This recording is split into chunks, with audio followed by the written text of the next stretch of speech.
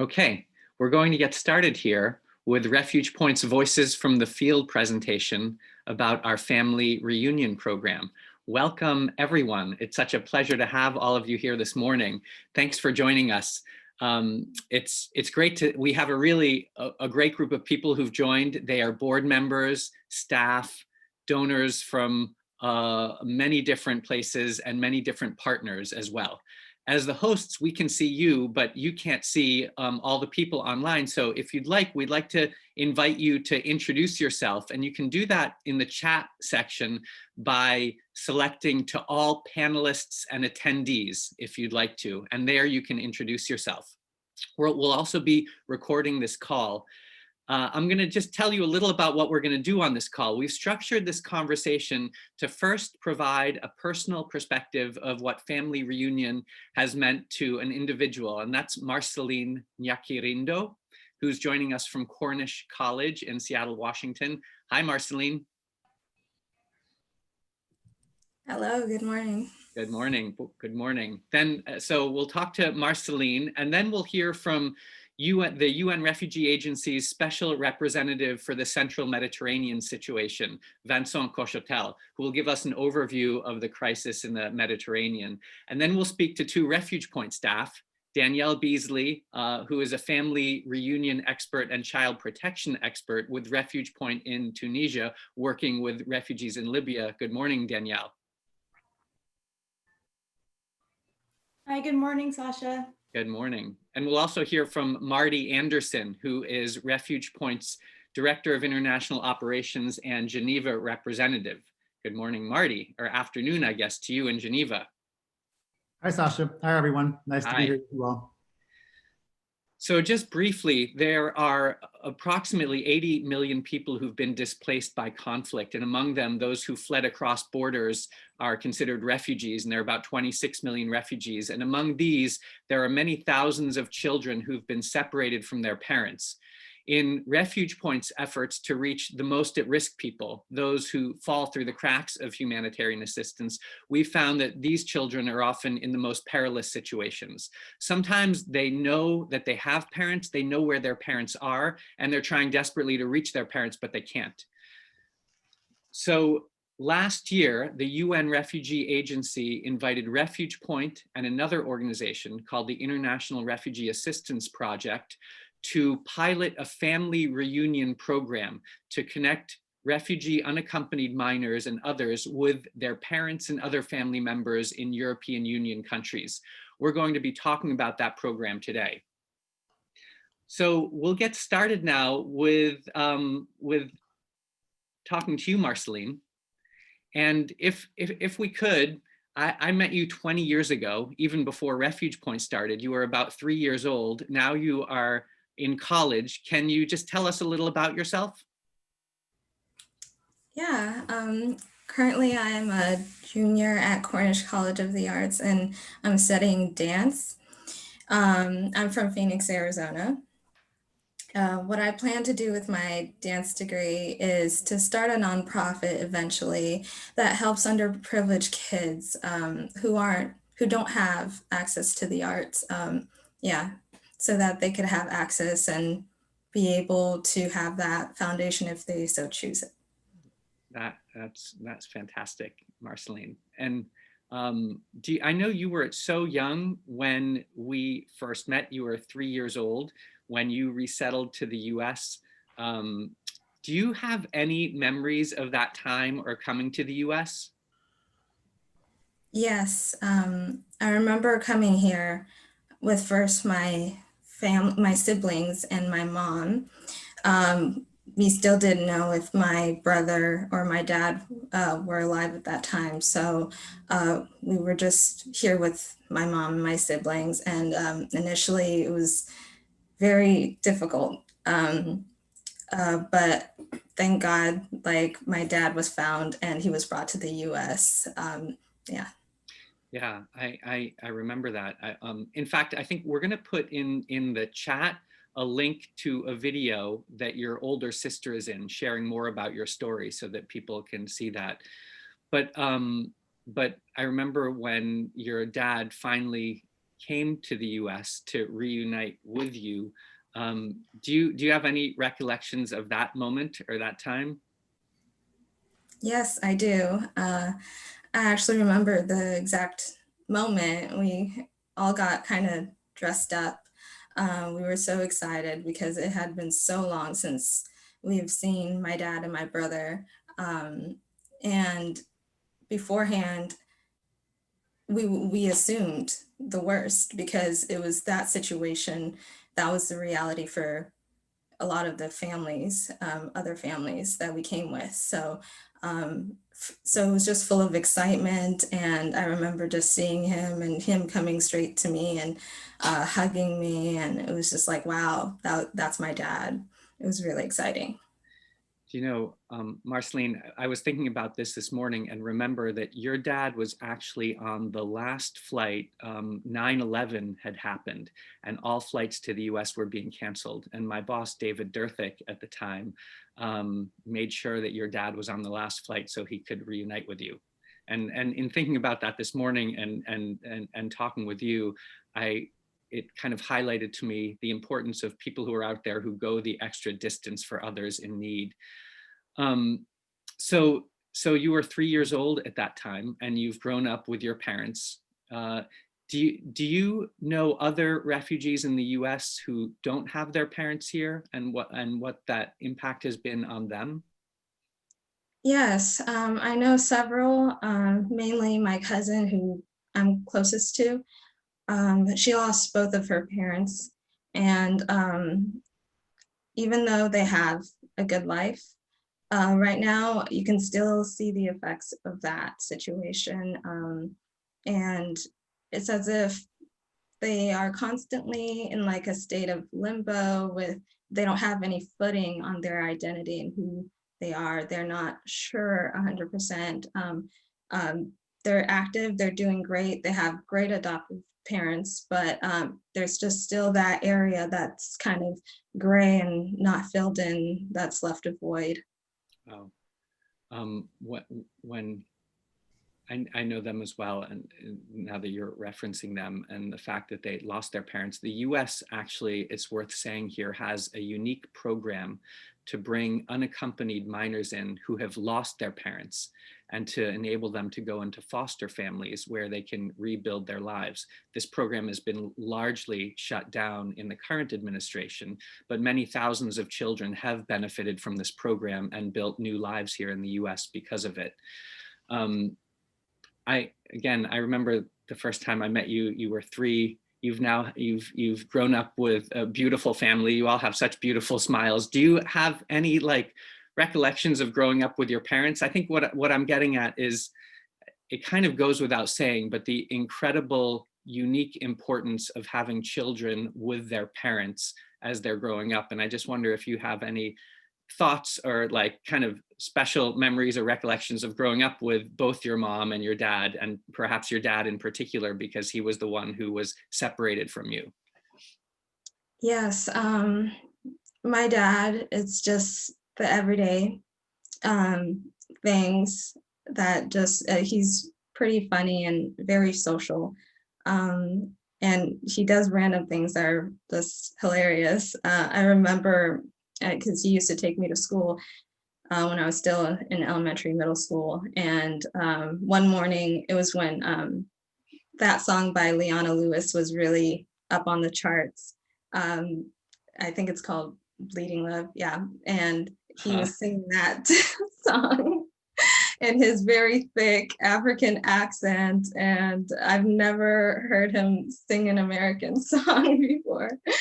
Yeah, so that was a very funny moment. And yeah, just the everyday things that are just pretty simple, and the way that he would show that he cares, because it's not exactly like, you know, here in the West, how parents show their affection, African parents do.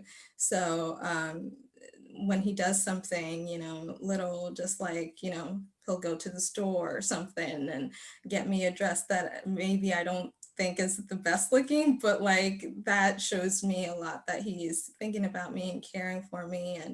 And my mom as well, she's constantly caring for me and other kids, not just my siblings and I, just a lot. She has so much love to give, and she is for our community. And that's one thing I really admire about both of them, is that they care about the whole of our community, not just, they understand family is family, yes, but there are other kids as well. And they were actually instrumental in helping with our cousins when they lost their parents. Mm-hmm. That's interesting. When I think, and I visited you in Arizona and Phoenix, and when I think of your community there, it's a really big community, and it's a community that is both establishing itself in the US, but at the same time, it's traumatized by what's happened in the Congo and what continues to happen in the Congo today. And hearing about the fact that your parents are kind of anchors, and by the way, your mom is a total hero for me. Having met her in the Congo and seeing what some of the people came through there and how she managed to keep you and your family members are alive is just endlessly inspiring. But the idea that they can play an anchor role in a community to help nurture other children is such an important point as well. Yeah, definitely. And they've shown me a lot how, to continue and not forget what has happened, and to help others in our situation. Mm-hmm, mm-hmm. Marceline, is there anything else? It's inspiring to hear about your plans, how you want to use art and dance to reach children who are disadvantaged today. And I'm happy offline to talk to you more about that and the ideas around starting an organization.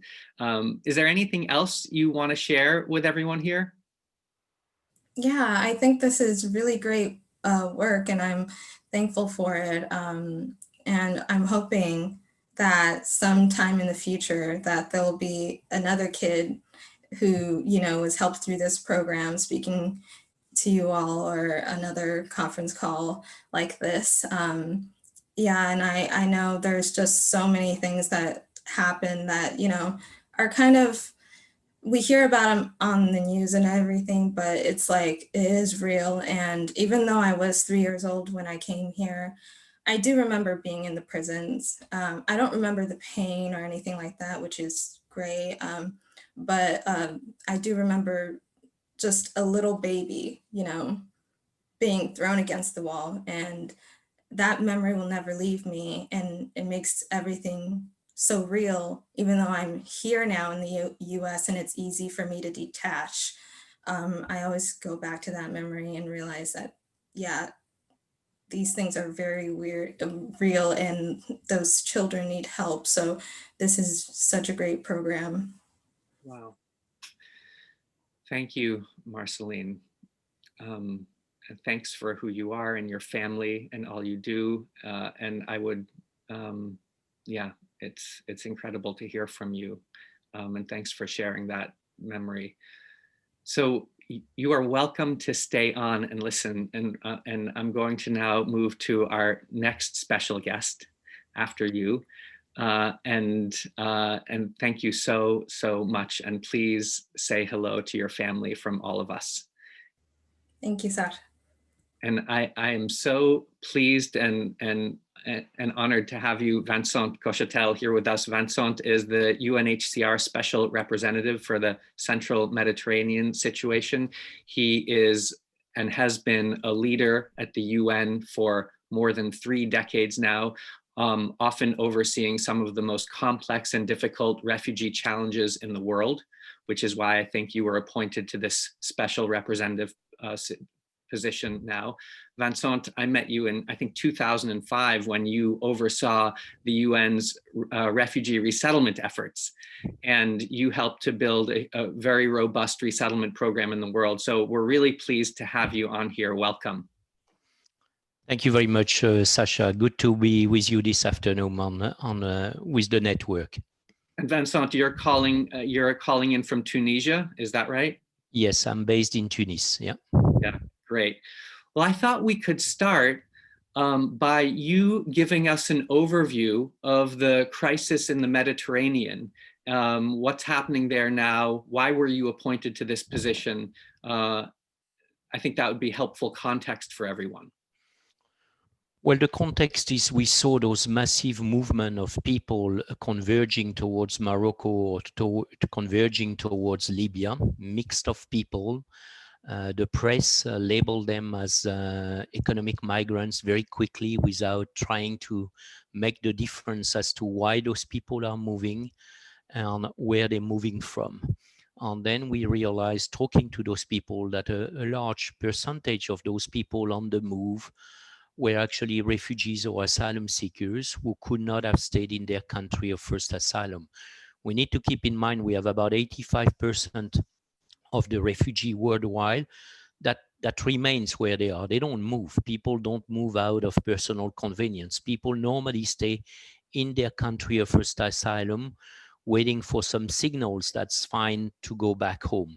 But some people can't move, either because they experience a security incident in the country where they are, either because sometimes they don't get access to any of the services they would like to benefit from. They have been deprioritized because of their age or because of their skills. And sometimes people want to move because of that reason. People want to seek family reunion.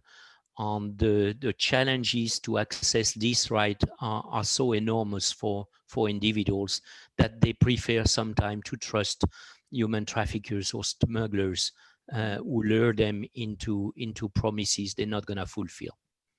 And Libya, well, just to emphasize a point that you made, among those people who flee from their country to a neighboring country, their first country of asylum, and are refugees, it takes an average of 20 to 25 years before they return home. So they're searching for something else, something better.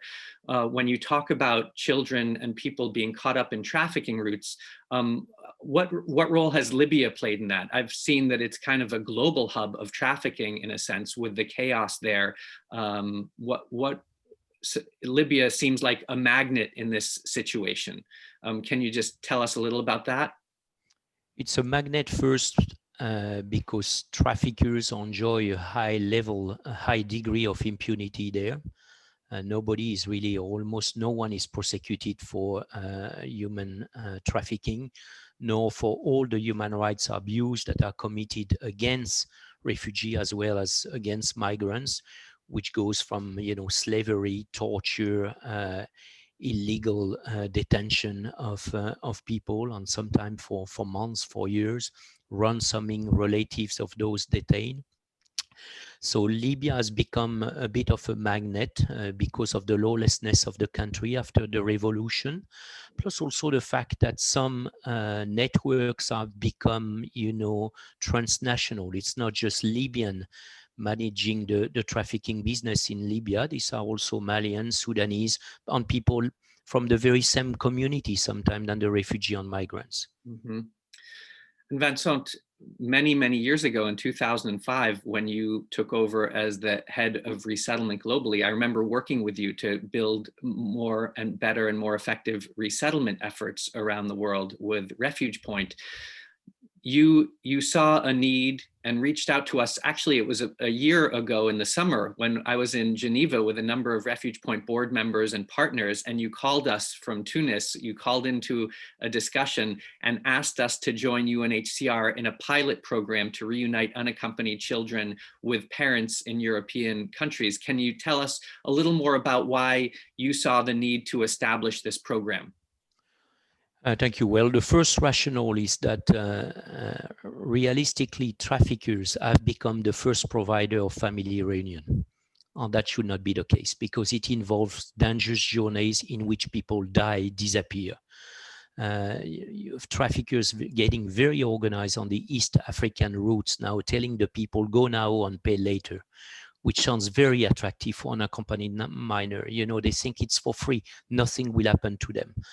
And as soon as they reach the northern Darfur, they get ransomed, they get exposed to all sorts of abuse, continues in Libya. It may continue on the European soil later on. Trafficking never ends for some of those kids. Mm-hmm. And then when you look at the demographics of sea movements to Europe and access to protection in general, well, it's not gender neutral. It's not age neutral. whereas children and women should benefit from the same access to protection. It's not the reality. More young men normally take that risk. So what do we do with all those people that remain behind? If you look at the 4 countries where we started a pilot project with you and with other partners, Egypt, Sudan, Ethiopia, and Libya, we have a total of about 65,000 unaccompanied minor registered with us, 65,000. Against that, we have about 800 resettlement places for vulnerable refugees. That includes unaccompanied minor, but not unaccompanied minor. So resettlement is not going to be the solution. We are not going able to offer that solution to people. Family reunion is a right. It's a basic right. It provides better integration outcome. I think it's good for host communities also to work with families. They have less apprehension working with refugees when they are families. And I think it's politically not divisive at all. Leave no one behind, keep the family together, reunite them, not only with North America and Europe, but it can be within the same continent sometime.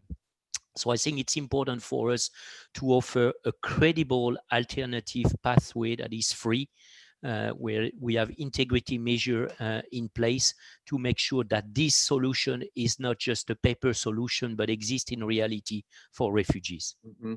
Fantastic. Thank you for articulating that. And the way you describe the dangers that unaccompanied children face is exactly one of the reasons why RefugePoint started. We are focused on those who are most at risk and often voiceless. And we see that unaccompanied children certainly fit that characteristic.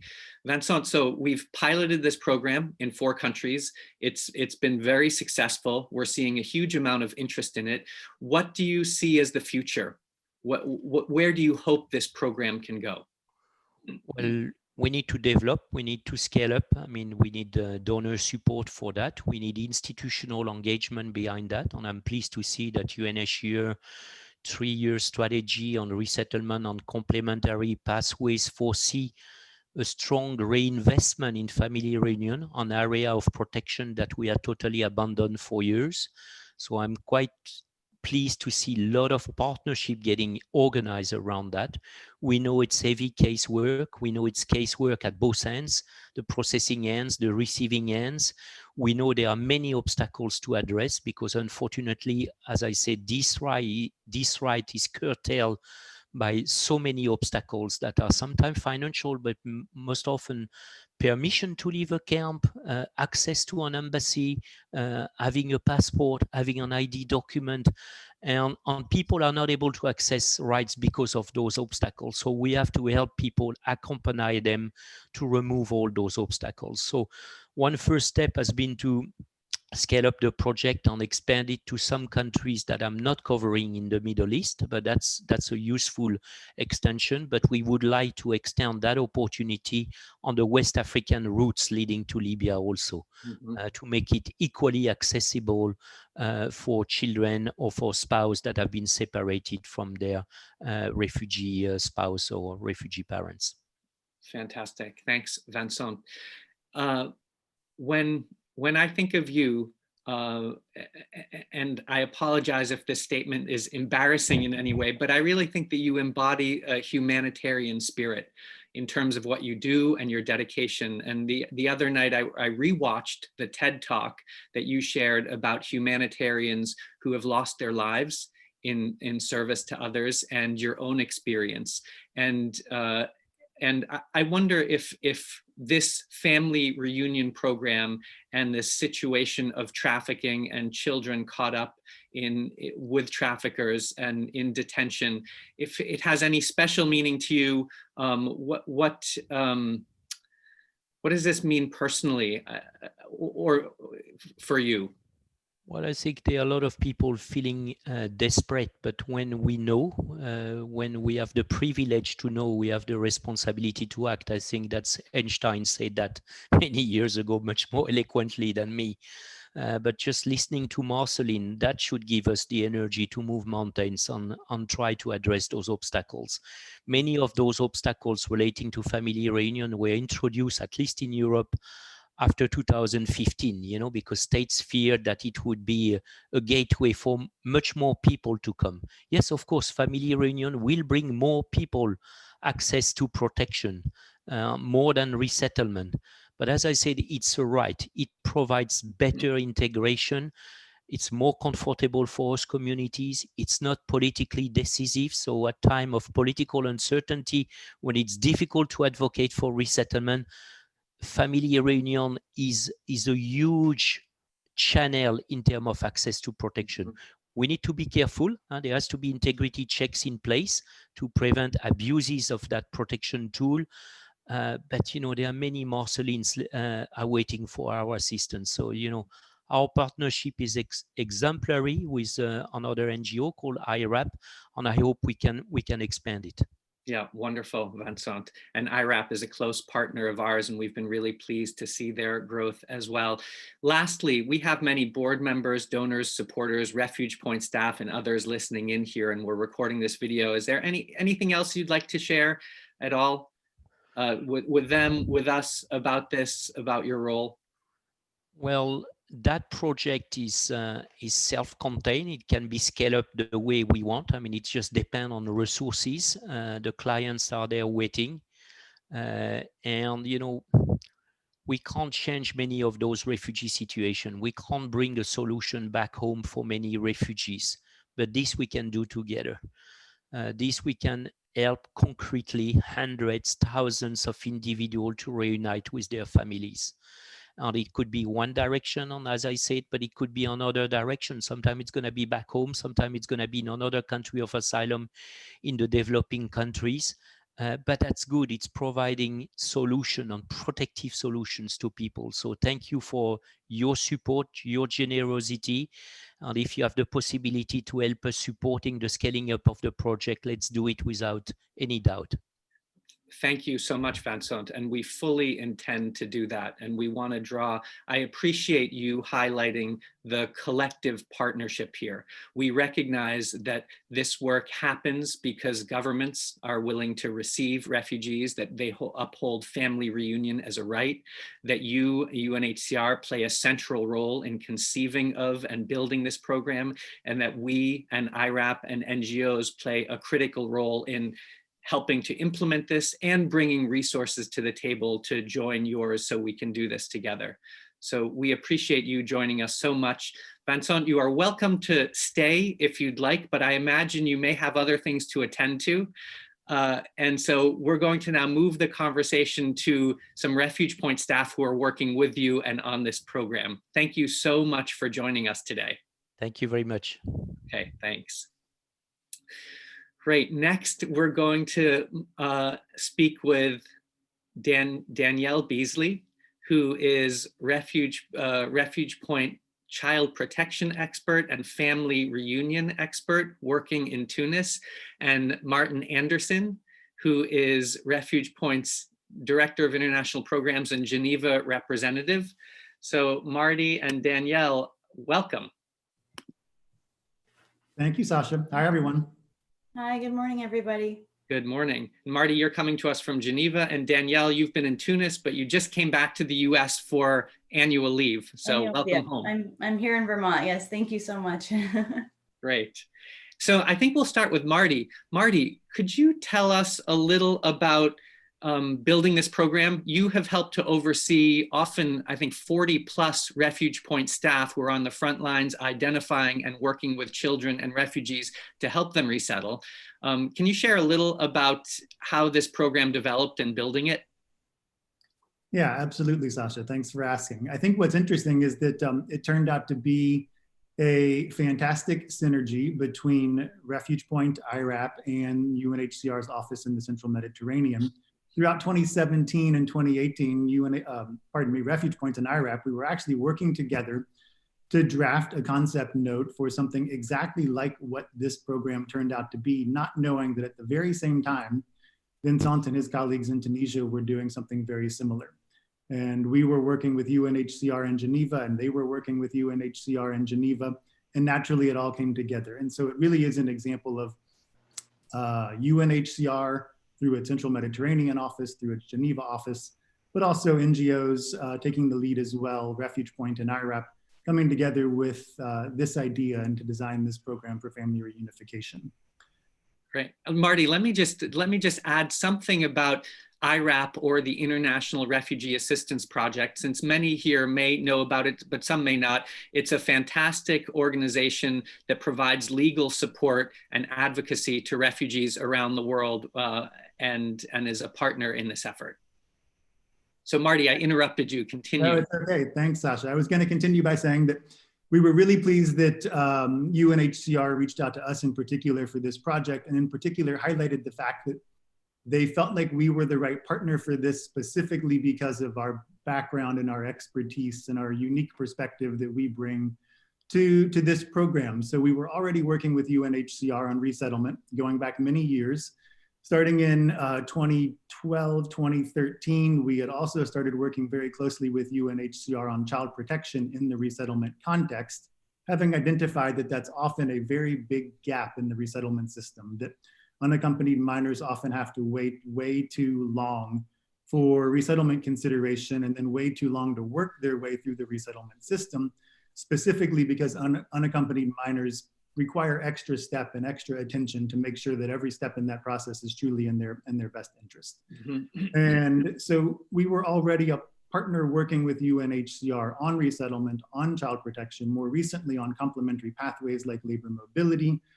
And so then we were a very natural partner for exactly the intersection between all of those things, for the child protection side of things, for the resettlement side of things, and then the complementary pathway side of things. Mm-hmm. So it was a really good fit for us, and we were really pleased to be able to work with UNHCR and IRAP to develop this project. Yeah, wonderful. And Danielle, I want to turn to you, and I wonder if we could start by you just introducing yourself, tell us where you're working and a little about your role. Sure. So yeah, my name is Danielle Beasley, and I'm originally from Vermont. And for the past year, I've been living in Tunis, Tunisia, working with UNHCR Libya operation. So we do a lot of remote work just because, as Vincent highlighted, there are many challenges in Libya. And so we actually are not able to conduct a lot of our work on the ground. So we do a lot of it remotely from Tunisia. And since the program piloted last year in July, I've been really working closely with colleagues and other partners on the identification of children and also youth who have family members in third countries, and looking at ways to help support them, not only for reunification, but other elements of really child protection services and support. So, you know, it's not only the reunification needs that we look to assist the child with, but also what services do they need on the ground to ensure their, general safety and well-being. Yeah. And Danielle, so you're based in Tunis, but you're working remotely with refugees in Libya. Yeah. Can you share a little more about what that's like day to day? Sure. It's a little bit complicated, but I think our office has got it down pretty well pat now at this point in time. But a lot of it is, we work very closely with our colleagues, so the national staff on the ground in Libya, working with the offices that we have in Tripoli, as well as a few other remote locations. But really, we invite children to come in for the registration, child protection interviews, where we oversee the best interest process, which is really looking at what is in the child's best interest. So in terms of family reunification, really talking with the family members, community members, those closely involved in the child's life, to look to see, is this really in the child's best interest to be reunited with this family member? So we do a lot of remote interviews using very similar systems that, not Zoom, but something very similar to do these sort of remote interviews using video. Mm-hmm. Great. I want to get back to you in a moment to ask a little more about that. But Marty, could you share a little more? You talked about RefugePoint's unique role in this. And so I wonder if you could just share a little more about that role, what we've done to build our child protection expertise over many years. Yeah, certainly. So we started working with UNHCR on resettlement going back as long as 2007, I believe, and did so by offering our resettlement expertise to UNHCR where there were blockages in UNHCR's resettlement pipeline. and did so effectively over a couple of years, and to the point where UNHCR came back to us and asked to institutionalize that. And we did so in the form of this deployment program that we now have as a regular partnership with UNHCR. A couple of years later, the exact same thing happened again with child protection. We noticed that there were these blocks in the resettlement system where unaccompanied minors, because they need extra steps in the process, were not able to move forward as quickly as they need to. And they are, frankly, the people who are most in need of resettlement quite often. And so it really is a travesty if they're the ones who are stuck because of lack of capacity in the system. And so just like we had done with our resettlement expertise in the past, we started lending through our own private fundraising, through our own efforts. We started lending our child protection experts to UNHCR operations to try to address those gaps in the system, those capacity gaps, in order to make sure that those minors most in need of resettlement were able to work their way through that process. Mm-hmm. And we did that with our own funding for a couple of years in 2009, 10, 11, 12, such that by 2013, UNHCR once again came back to us and asked us if we would like to institutionalize that relationship in the form of the child protection component of our existing deployment program. Such that now, like you said, Sasha, we have at any given time as many as 40 staff working with UNHCR. Currently, about half of them are working on resettlement-related casework, about 25% of them very targeted on child protection casework, and then the other 25% now, 8 staff, I believe, are working exclusively on this family reunification project. Great, thanks, Marty. And I just want to emphasize the point that you just made, which is that RefugePoint has brought private funds to the table. A lot of the people listening in here are those people who've supported us, some long-term, some more recently, to bring those private funds to the table, which enable us, as you said, to lend our experts to UNHCR. Essentially, we have a memorandum of understanding with UNHCR that enables us to send staff anywhere in the world where we see their particular needs and people as we consider are extremely at risk. And so we've sent staff to many locations, but what we've done is used private funds to suggest and then send staff to locations. And then we do that work for some time. And then we see that the work is so effective that UNHCR wants to institutionalize it and then starts funding it and growing what we've started. So a special thanks to everybody here listening in who has both supported us to build the programs that we implement and also to all of our staff who are on the ground. Danielle, back to you.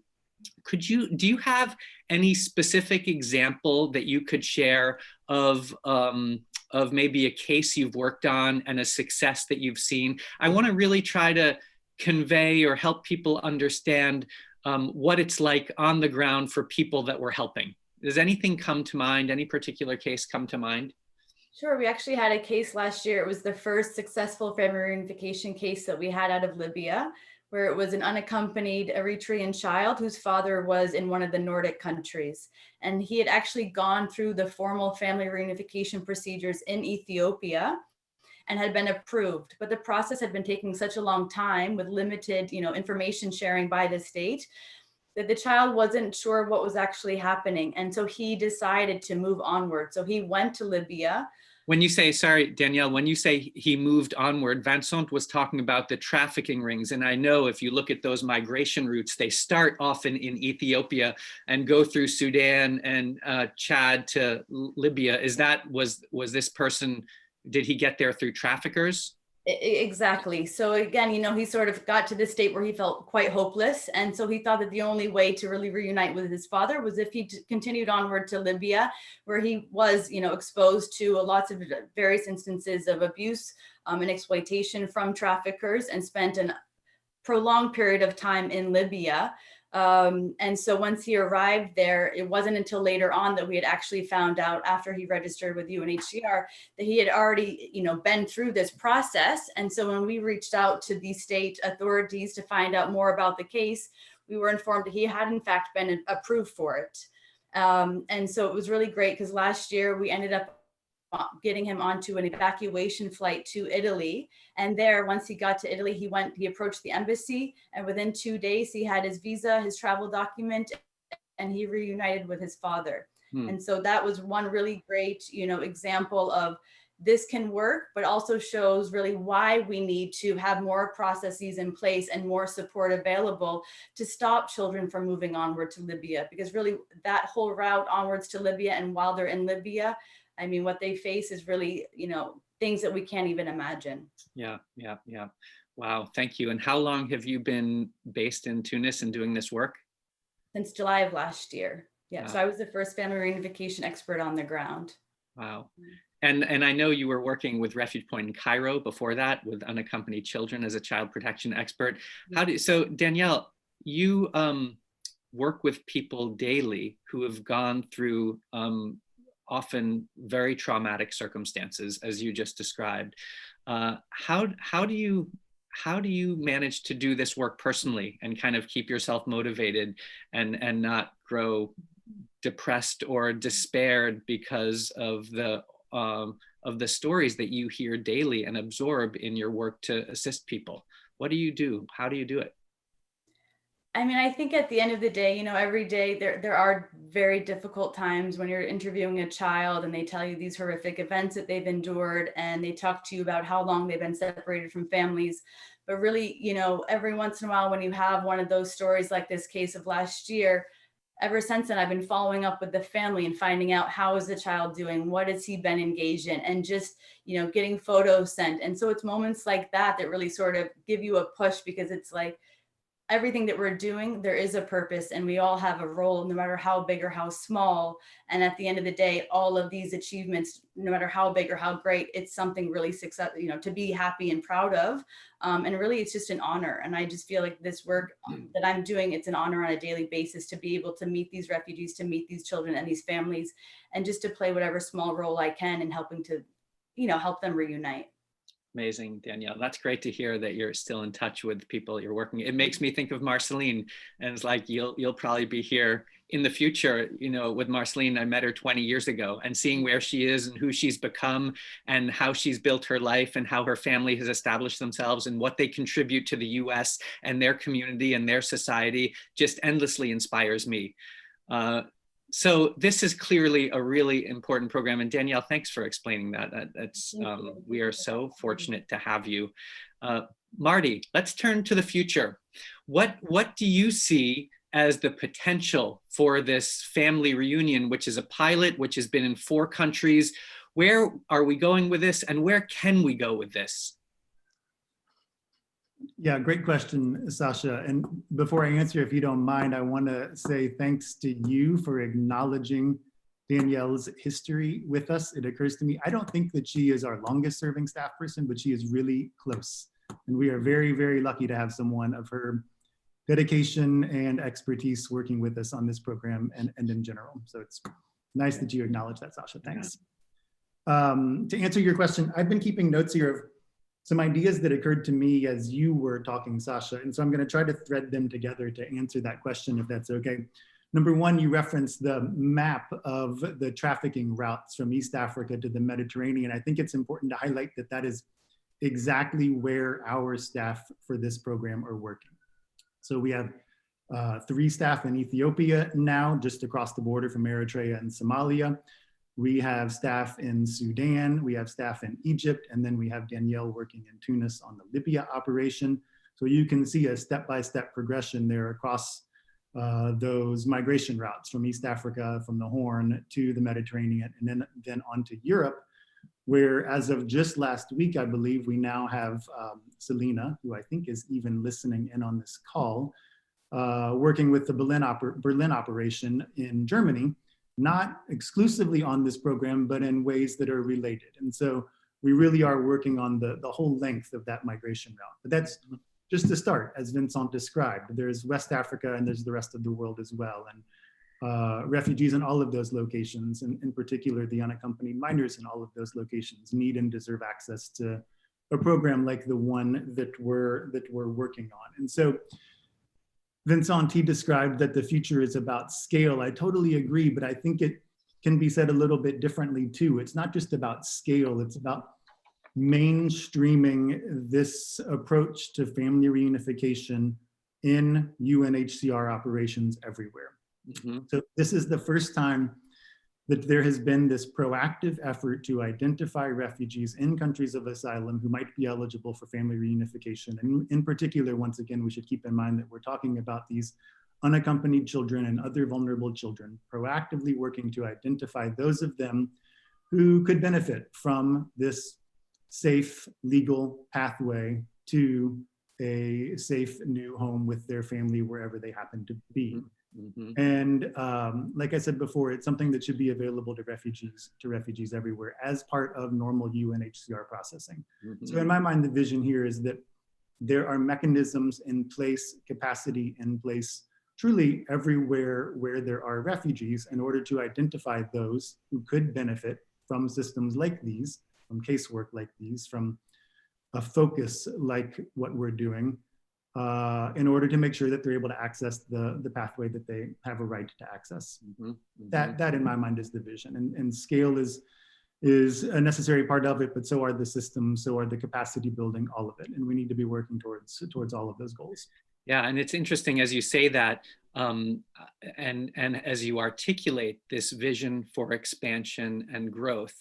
What occurs to me is that Danielle, you're a perfect example. You are building this program. You are piloting it. You are putting the systems in place. You are interviewing children, figuring out what the gaps are, what the challenges are.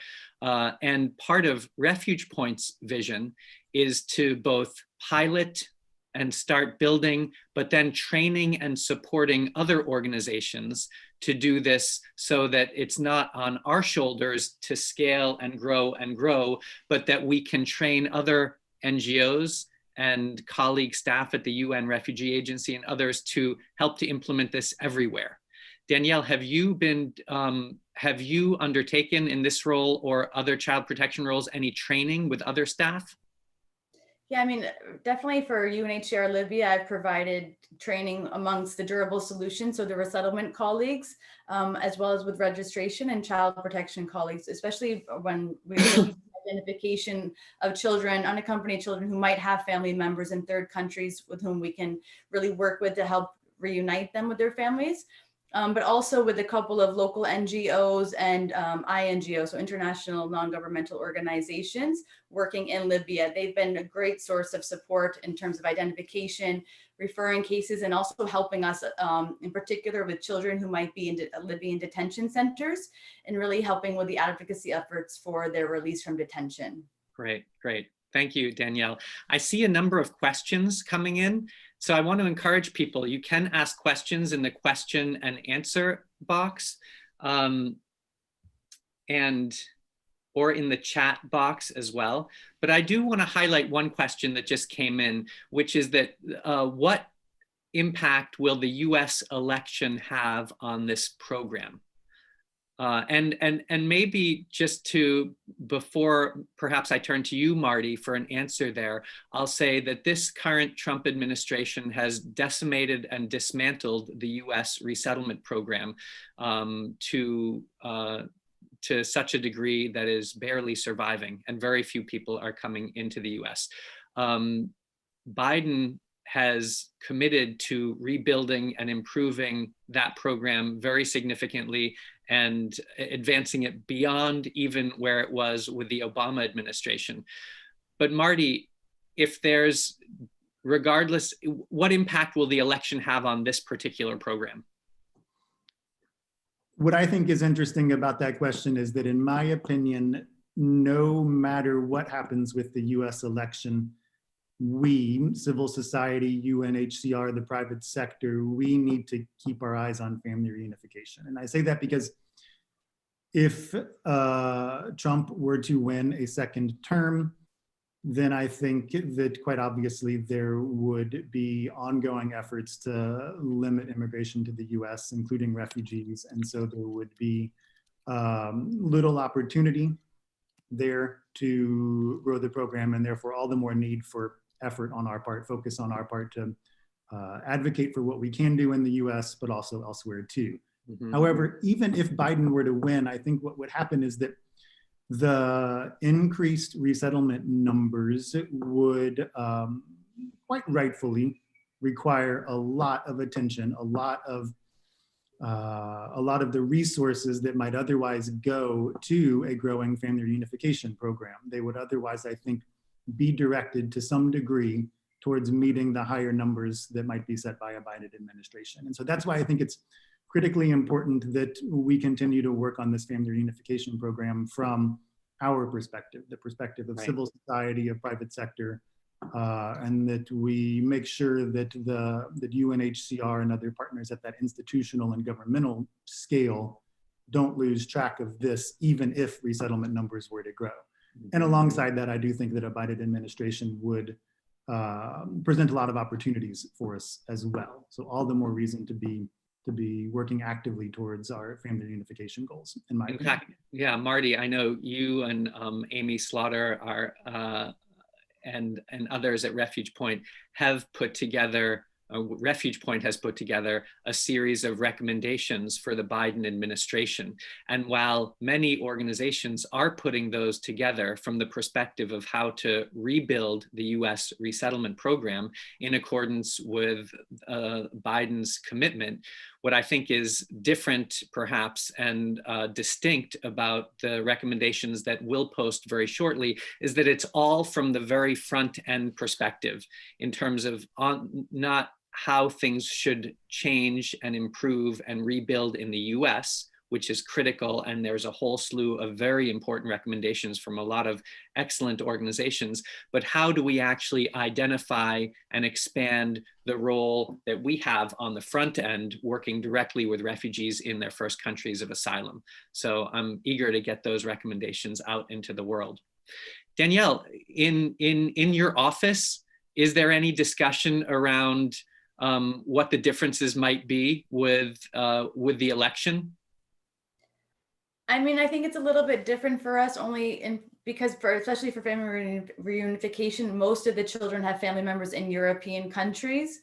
But like with the US, we do see a lot more restrictive policies, a lot of sort of more right-sided thinking growing in Europe. And so I think generally speaking that globally, as Marty said, we just really need to focus on family reunification and advocacy efforts in that regard, because at the end of the day, these children do have a right to family reunification and they need it, especially in the locations where they're living. So the more that we can do on the ground in terms of identification, advocacy, all of these things will really benefit the children and these families in the long run. Mm-hmm. And Marty, I think you made this point, but it's worth emphasizing that resettlement, such as the US resettlement program, is often dependent on political will. But this family reunion program is more immune to political will because the right to have families be together is upheld by every country. And even when COVID shut down travel, we saw that family reunion visas and opportunities in that respect were the first to come back online when travel started again. Is that right, Danielle? And what Danielle, has COVID impacted? Here's another question. Has COVID impacted the work that you're doing in Libya? Definitely. I mean, there were a few months where with both Tunisia and Libya, the borders were closed. We actually had to close the offices. We were all working remotely from home. So this suspended a lot of, lots of different types of work that we were doing. And also for a time, interviews were also placed on hold. But since, the borders have opened, less restrictions have been put in place in terms of actual travel out of these countries. In August, we had 8 children and youth reunite with family members in a European country. So that was our big sort of achievement so far for the year in terms of family reunification. So we're really happy that with all of the challenges that we face and we continue to face, that there are some states who are really open to looking at ways that they can be more flexible in terms of their processing and the procedures in place for family reunification. Mm-hmm. Great, thanks, Danielle.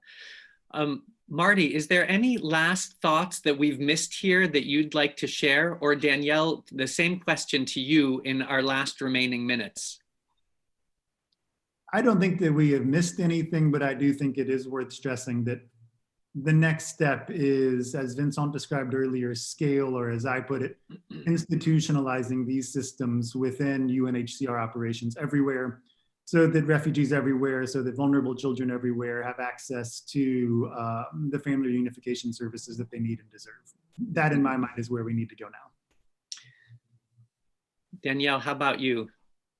I mean, I would say the same thing. At the end of the day, you know, we're talking about children, and it's really difficult for them to not only navigate and maneuver through these processes, but to really understand what is required. So the more capacity, the more on the ground support that we can have, the better. Mm-hmm. Fantastic. There's one quick question that came in. I'll see if I can squeeze it in, and I'm not sure we have an answer, but is there an update on advocacy efforts with the German government on their requirement that Eritrean nationals under the family reunion process must have an Eritrean visa to travel? That's a pretty specific question. I'm not sure we'll have an answer for that right now. I don't have an answer, Sasha, but I do think there might be people on this call who do, and I can follow up with them and find out and get back to whomever asked, certainly. Right. And a question here as well, how many examples of family reunion has, or how many people have we helped to reunite in this pilot phase? And is there a cost per reunion? Marty, I'll turn that to you, and then I'm going to end with a few final words. Yeah, certainly. I think first of all, it's important to keep in mind that with any immigration process, these things take time. And so at this stage, we are not counting many. We have said some, but not counting many actual arrivals in destination countries. What we're really talking about at this point is counting the number of people for whom we've referred them into the pipeline in one way or another. As Danielle described, there are a number of different pathways that we're utilizing, but that's really what we're counting at this stage. And I tried to do some math before the call. If I have done my estimates correctly, then sometime during the past quarter, and we don't have the most up-to-date data yet from the last quarter, but I believe that sometime during the last quarter, this program would have helped over 1,000 people, as Vincent just typed into the chat so helpfully. I read here 1,000 UASC profiled, 580 bids done, over 390 assisted one way or the other. Very few departures so far though due to COVID. Yep. As far as a per unit cost goes, no, we don't currently have that information, I'm afraid. I remember at times looking at that from RefugePoint's perspective and thinking that it was anywhere from about $500 to $1,000 per person. That might have changed since we did those calculations some time ago. But I want to thank Vincent for staying on till the end here. Again, your contributions for our board and donors and others have been so significant. And Marceline too, that was extraordinary to hear your story. And congratulations on everything you're doing. Danielle and Marty, thank you so much. This is about reaching the most at-risk refugees in the world and enabling them to reunite with families, something that is such a fundamental human right, so necessary, urgent, and we are so pleased to be able to do this program in collaboration with UNHCR and the International Refugee Assistance Project. This has been done with private funds, and our call to you today is to continue to support our work so we can, as Vincent outlined, build this program, reach more people in need, and provide a solution to refugees who otherwise would face and continue to face now devastating challenges in their lives. So we thank everybody for joining us. We have recorded this call so that those who aren't here can listen in. And we look forward to continuing to update all of you as this work proceeds. Thank you so much. Thank you all. Thank you.